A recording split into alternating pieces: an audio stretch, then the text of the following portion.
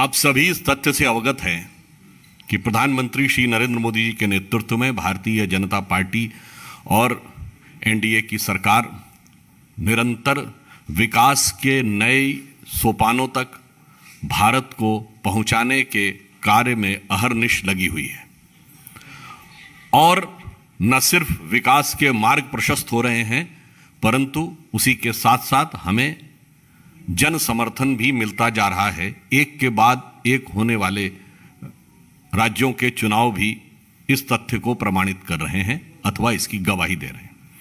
परंतु इस देश में कुछ ऐसे लोग भी हैं जिन्हें जब तक किसी कार्य में विघ्न उत्पन्न करने का मौका न मिले तब तक उन्हें संतोष नहीं होता। यदि चीजें सकारात्मक और सही दिशा में चलती रहें तो उन्हें असुविधा होने लगती है। कांग्रेस पार्टी, मैं मानता हूं कि इसी विघ्न संतोषी मनोवृत्ति की पार्टी है कि जब विघ्न दिखेगा तभी उनके मन में कोई संतोष उत्पन्न होगा, अन्यथा उनके मन में एक छटपटाहट उत्पन्न रहती है। और यह मैं इस आधार पर कह रहा हूं कि भारत की राजनीति में भ्रष्टाचार, परिवारवाद और घातक तुष्टीकरण से भरे हुए अल्पसंख्यकवाद के युग प्रवर्तक और सभी तथाकथित सेकुलर दलों के पथ प्रदर्शक कांग्रेस पार्टी यदा कदा प्रपंचपूर्ण प्रवचनों की मुद्रा में रहती है, प्रपंच से भरे हुए प्रवचन की मुद्रा में रहती है और किसी न किसी भी प्रकार से अनर्गल निराधार आरोप लगाने की चेष्टा करती है। परंतु आज मैं यह बात आपके सामने रखना चाहता हूं कि जब हमने यह कहा कि वो भ्रष्टाचार, परिवारवाद और तुष्टीकरण के युग प्रवर्तक थे, तो ये एकमात्र राजनीतिक दल हैं जिनके वर्तमान अध्यक्ष और पूर्व अध्यक्ष दोनों एक केस में बेल के ऊपर हैं। और महत्वपूर्ण बात क्या है कि वो नेशनल हेराल्ड केस है। अगर आपको उस चीज का तथ्य याद हो तो मैं एक फैक्ट रखना चाहता हूं। नेशनल हेराल्ड केस पे कुल कितने का ऋण था? 90 करोड़ रुपए का। और 90 करोड़ रुपए का ऋण कांग्रेस पार्टी का वह संगठन नहीं पे कर सकता था जिसके 3-3 अखबार चलते थे और जब इनकी सरकार थी। यानी उन तीनों अखबारों को यदि 10 वर्ष में केवल 30-30 करोड़ रुपए के इन्होंने सहायता पहुंचाई होती तो 90 करोड़ आसानी से हो सकते थे। और मजे की बात यह है कि उसी समय में राजीव गांधी फाउंडेशन को 100 करोड़ रुपए की सहायता पहुंची है। क्या यह बात आपको असहज नहीं लगती है कि यदि एक उनके निजी फाउंडेशन को सरकारी विभागों तक से सीधे सहायता मिल सकती है? प्रधानमंत्री नेशनल रिलीफ फंड से एक नहीं 3 बार राजीव गांधी फाउंडेशन को सीधे सहायता मिलने के का उल्लेख रिपोर्ट में है।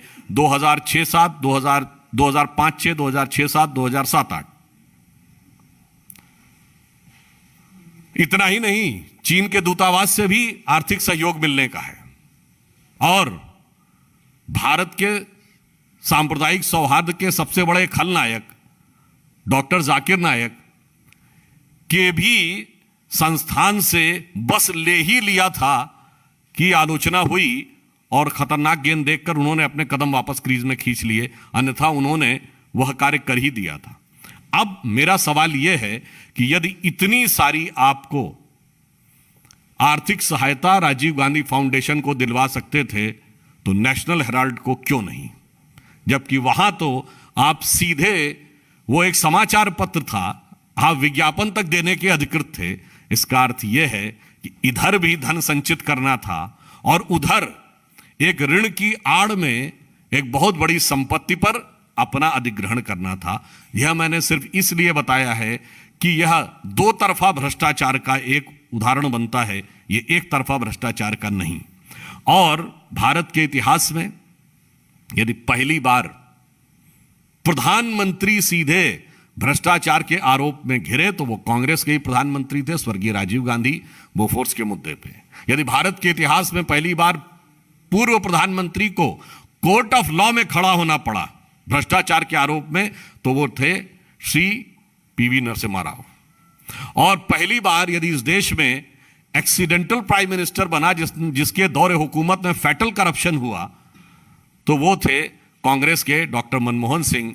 और बताइए, सुरेंद्र नाथ बनर्जी, उमेश चंद बनर्जी, महादेव गोविंद रानाडे, फिरोज शाह मेहता, लोकमान्य तिलक, गोपाल कृष्ण गोखले, महात्मा गांधी, मदन मोहन मालवीय वाली कांग्रेस आज कहां खड़ी है कि वर्तमान और पूर्व अध्यक्ष दोनों एक भ्रष्टाचार के आरोप में बेल पर हैं।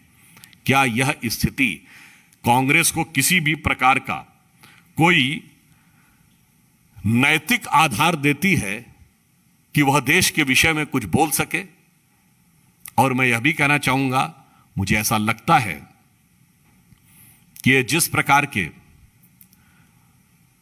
बातें की जाती हैं, यह विकास के कार्यों से सकारात्मक दिशा में आगे जा रहे देश का ध्यान बटाने के लिए अथवा उनका मनोबल गिराने के लिए किया जाता है। यह भी संभव हो सकता है कि उनकी खुद की जमीन जो दरक रही है G23 से लेके, जो रिसेंट डेवलपमेंट है गोवा का, मतलब G5 या G6, G7 जो भी आप कहिए, तो G23 से लेके और G6 G7 तक जो कुछ घटित हो रहा है, वो जमीन खिसकने पर भी जमीर नहीं जाग रहा हो, तो शायद इसलिए यह होने की संभावना है। अतः मैं अंत में यह कहना चाहूंगा कि भ्रष्टाचार के आरोपों में आकंठ डूबी हुई कांग्रेस जिस विषय को लेकर भ्रष्टाचार के आरोप में है, क्या वो ये बताएं कि यदि वो अपने एक संस्थान को अपने शासनकाल में इतनी सहायता दिलवा सकते थे, तो मात्र उसके मुकाबले कम ऋण के लिए वो दूसरी संस्थान को सहायता क्यों नहीं दिला सकते थे, अथवा यह दोनों संपत्तियों को हड़प करने का एक मैकेनिज्म यानी एक डिवाइस था या नहीं। धन्यवाद। देखिए, कांग्रेस ने अपने प्रेस कॉन्फ्रेंस में खुद ही यह शब्द बोला है कि उनके अनुसार एक क्षेत्र पर चीन आ गया और चीफ ऑफ डिफेंस स्टाफ ने इसको नकार दिया। अब मैं कांग्रेस से प्रश्न पूछना चाहता हूं, क्या आपको भारत की सेना अध्यक्ष के द्वारा दिए गए उत्तर पर भरोसा है या नहीं? भारत की सेना पर आपका यकीन है या नहीं? अथवा आप सेना अध्यक्ष के दिए गए बयान के ऊपर भी राजनीति करना चाहते हैं क्या? हमें इसका उत्तर चाहिए।